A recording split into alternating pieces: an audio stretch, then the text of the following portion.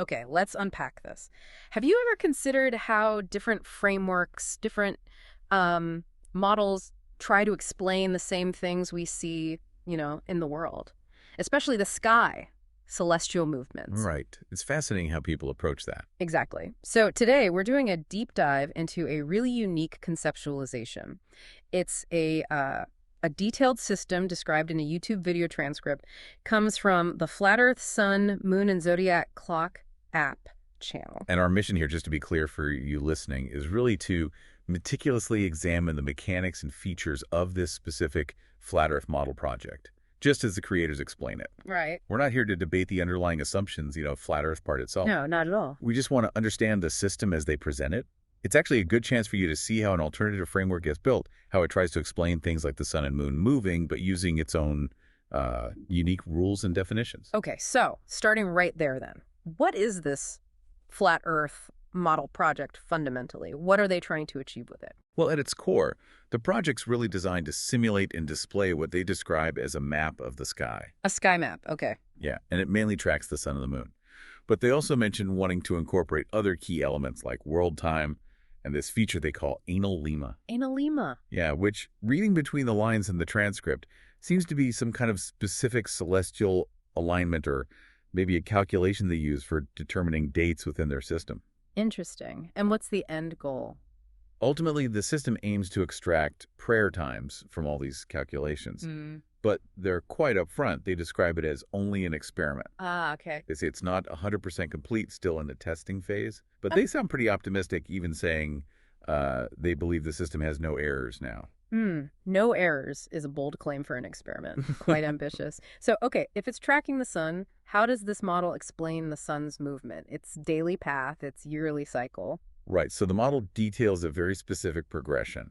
The sun is described as receding every cycle by 1 degree. Yeah, it's slightly odd phrasing, but they clarify it a bit. They say the astronomy, or maybe the sun's position relative to the stars, precedes the sun every day by 1 degree out of 365 degrees. Okay, so it's like a slight daily shift. Exactly. It implies this gradual shift in its path over the course of the year.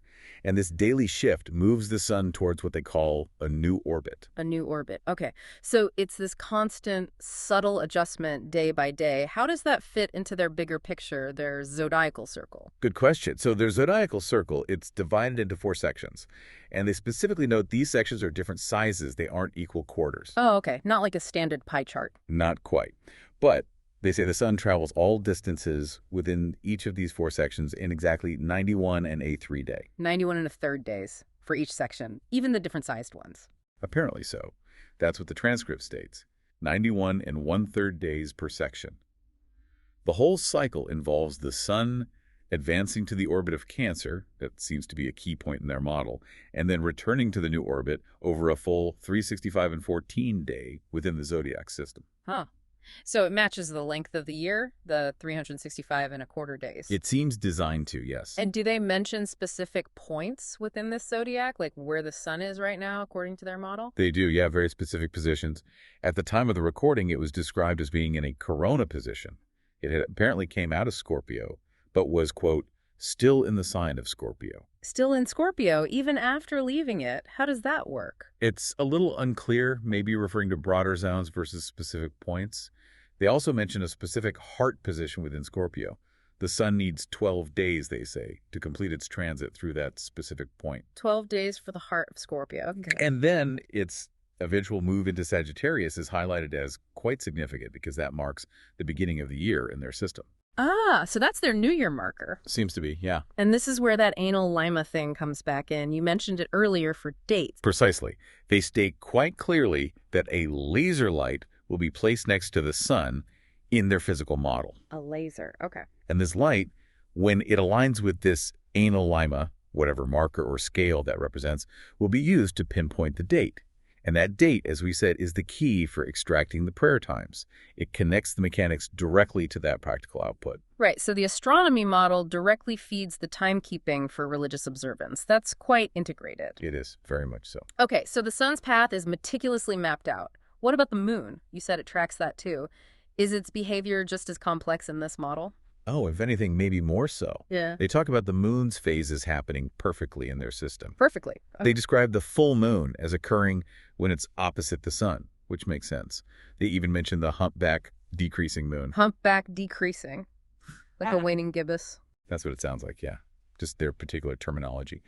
But the moon's movement is where it gets really intricate. It's said to walk exactly on this circle. In a circle. Yeah, but they emphasize it's a big circle and, crucially, that it is not regular. Not regular. Okay, so not a perfect circle path. Does it move north and south too?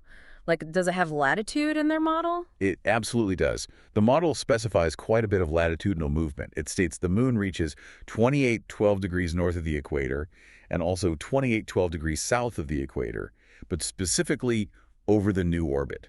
That term again. 28.5 degrees. That sounds familiar. Kind of like the real moon's inclination range, roughly. It does echo that, doesn't it? Yeah. It seems like their way of accounting for that observed wobble or the nodal cycle, but mapping it onto their flat plane structure. Okay. And they detailed this cyclical retreat for the moon as well.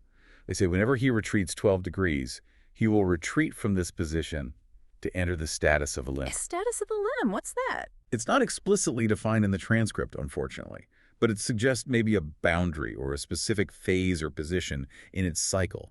And they state that each cycle is 12 degrees. So there's this 12-degree cyclical retreat pattern. Wow, okay. That is incredibly precise, or at least aims to be. What about these 28 stages of the moon within the zodiac system they mentioned? How does that fit in? Yeah, the 28 stages seem really key for tracking the moon in detail. They connect these stages to something they call towers. Towers, like physical towers on the model. It's a bit ambiguous. Could be conceptual divisions, could be planned physical markers. They explain that every quarter of their system has 3 towers. Okay. And then every 3 towers have 7 positions, which, if you do the math, 4 quarters times 3 towers times 7 positions. Wait, no, that doesn't add up right. Let me reread that. Okay. Every quarter is 3 towers, and every 3 towers has 7 positions. Maybe it means each set of 3 towers covers 7 positions, leading to 28 homes. 28 homes or stages. Right. Yeah, and they clarify these homes aren't necessarily inside the towers, but they serve as indicators for the moon's position within these specific stages of its monthly cycle. Okay, so markers for the moon's progress. Do these stages have names, like constellations? They do. The source actually lists quite a few named positions or constellations linked to these moon stages. Many sound like they have historical or cultural roots. Like what? Well, they mention names like Anum and Amulkatum, which they specifically point out are constellations of Persians. Oh, interesting. Persian constellations. Yeah. Then there's Alicia, Aelin, Albat 10, also the Pleiades in Taurus, Aldebaran, which is Aldebaran, and Alkaya in the Jabbar group. Jabbar likely meaning Orion. So a mix of traditional Arabic and maybe Persian star names, plus recognizable ones like the Pleiades and Aldebaran. Exactly. It shows a very specific kind of blended cultural and astronomical mapping they're using within their own system. Okay, fascinating.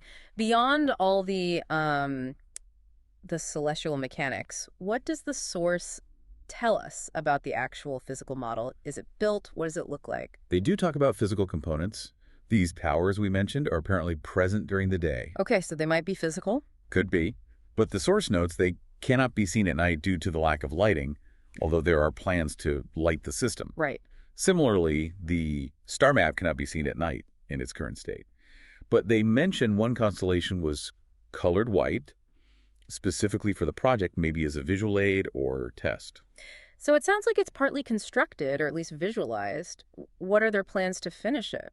Well, the stated plans include intending to color it white, presumably the whole map or structure, and they say, quite optimistically, God willing, the time and date will be added here. Adding the time and date display. Yeah, integrating that output. And they've also promised a full explanation of the system soon, so maybe more details will come out. Oh, and there was also a brief mention, kind of unclear, about the center of the Earth, but the source says the picture on the phone showing it wasn't clear, so we don't really know what that referred to.